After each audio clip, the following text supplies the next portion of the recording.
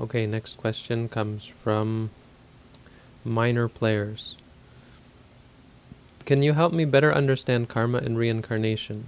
What helped you when you first began your studies? I know you have mentioned meditation as a tool, but so far no insights, for me at least. Perhaps a suggested reading authored by a Westerner. No. Meditate. Meditate, meditate, meditate. Meditation does help you to understand both karma and rebirth, but I think the problem in most cases is a misunderstanding of karma and a misunderstanding of rebirth. We think of it like we think of everything as some entity. That clearly says karma, cause, effect, and we think of rebirth in terms of this life, past life. How meditation helps you to understand karma is because everything we do is karmic.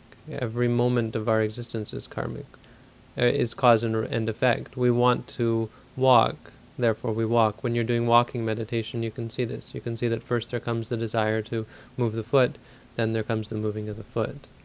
And even just a few days of meditating, you should be able to see that when you give rise to something karmic, say anger or greed, then there's an immediate result. And this is where all of our feelings of guilt and you could say stress and worry and suffering and addiction come from. All of these things are caused by karma. The fact that we don't get what we want is caused by our wanting. That's karma. And the idea of, I kill you, then you come back and kill me is really just an extrapolation of that. It's not anything special or mysterious. It's simply the ripples that we send out into the universe, changing the nature of our mind and the universe around us.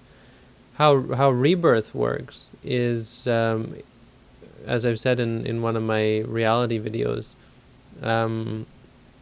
it's not that Buddhists believe in rebirth, we just don't believe in death. And that's because there's no reason to believe in death, except for someone who has no clinging, but that's another issue. For most of us, rebirth is a continuation of birth, of existence, of the arising of phenomena. Things arise because of a cause. When we get angry a lot, we create the world around us. When we want a lot, we build things. We get involved in projects and work, and we open a store, or we start a business. We study things. We develop ourselves. We create existence, and we change the universe around us. Death is sort of like a wave in that, a ripple in that. When there's the building up in this life, then the crashing down, and then a building up and a crashing down. But it's a continuation, and our mind continues from one moment to the next. It's not a belief in anything. Neither karma nor rebirth is a belief in something. It's a giving up of all of our ideas and beliefs of the termination of life and of luck and of chance and of magic and so on, for a very simple understanding of reality, that things arise in sequence, and when this arises, that arises. With the arising of this, there's arising of that. When this ceases, that ceases. With the non-arising of this, there's the non-arising of that. You can't have suffering without defilement. If the mind is free from defilement, then there arises no suffering. There arises no result. You can't